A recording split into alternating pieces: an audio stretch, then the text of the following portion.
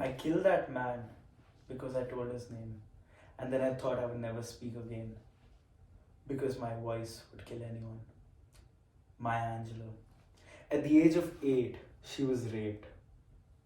Her rapist was found guilty but spent only a day in jail. After he was released, he was murdered. And after this, Maya became mute for 5 years, thinking that her words would kill someone. At the age of 14, I read about her story and realized how rape was taken so lightly by the courts and media, and it made me feel really uncomfortable.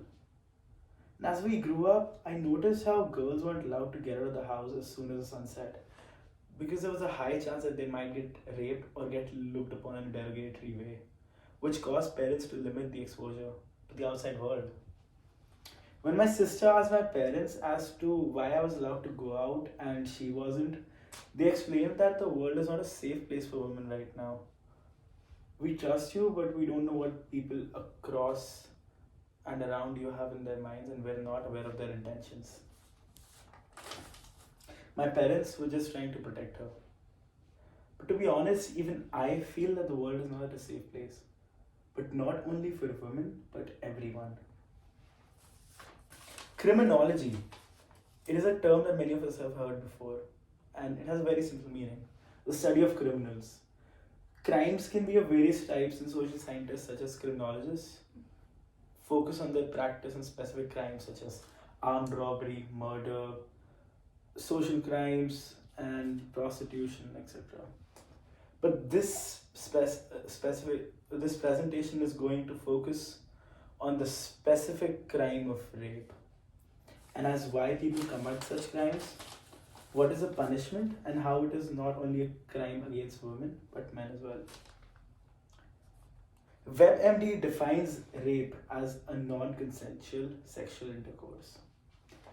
Rape can also be divided into 20 different types, ranging from date rape to custodial rape. In Illinois alone, there were 5,859 cases reported in 2018.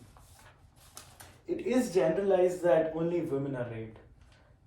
But in the United States, there were like 433,648 rape victims that had registered cases against their victims, against the rapist. And out of those, 92,748 victims were men. And that accounts for 21.3% of the victims, which is a very big number when you think about it. Even though rape is known as a crime against women, and most victims are women, people, media, and courts often tend to ignore the impact it has on the male victims. If men reach out for help, they're told that if a man allows himself to be overpowered by another man or a woman, it's his own fault for not being man enough to defend himself. They're supposed to be consoled by their abusers by telling them that you're supposed to like this because men like sex.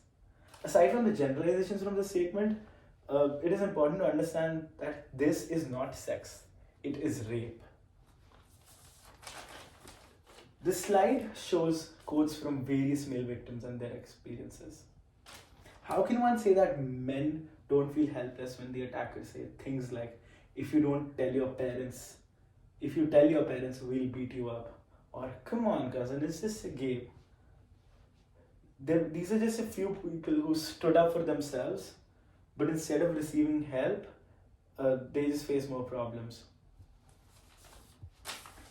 Under federal law, the punishment for this heinous crime can range from life to for a fine to life imprisonment. The severity of this punishment is based on the use of violence, the age of the victim, and whether intoxicants were used or not. In certain religions, virginity is linked to the sacredcy, which implies that if a woman loses her virginity before marriage or indulges in sexual intercourse other than her husband, she is going against her religions, and that is not acceptable for them.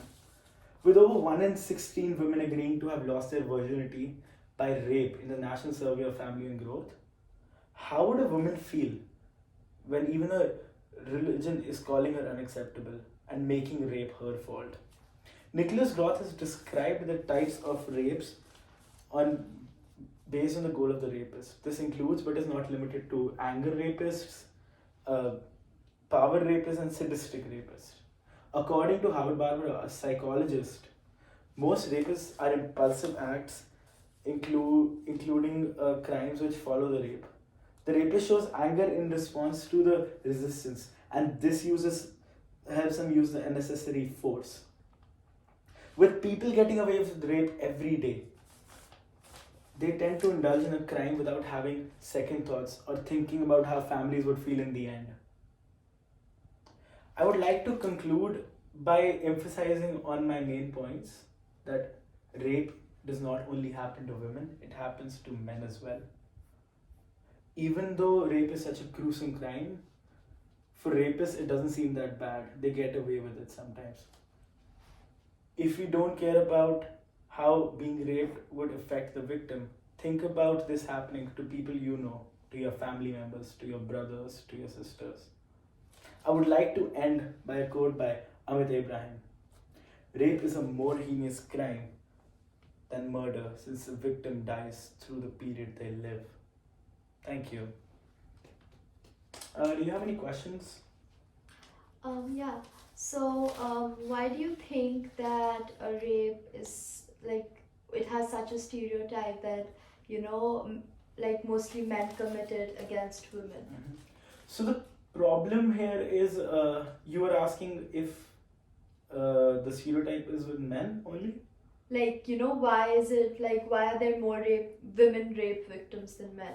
So honestly, what when I went through my research, what I came across was that even if the men are raped, even in their teens or even when they're young or even as an adult, they do not come out as much as the women do. Even for women, it's very hard, but for men, it's even harder because we live in a male-dominated society, and in such a society, to come out and admit that you've been raped is considered very very sad, and you get looked down upon even worse than a woman who's been raped.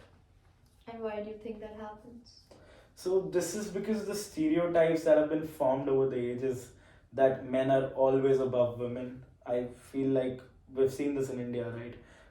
You can see this everywhere that even women in higher places take 10 times more work to reach there where men are already there. And that there is a possibility that if a man and a woman are at the same position, there's a possibility that the man is being paid more, and that is how the society is. Even if it's changing right now, but that's how it is. That's the stereotype in today's world. Okay. Thank you.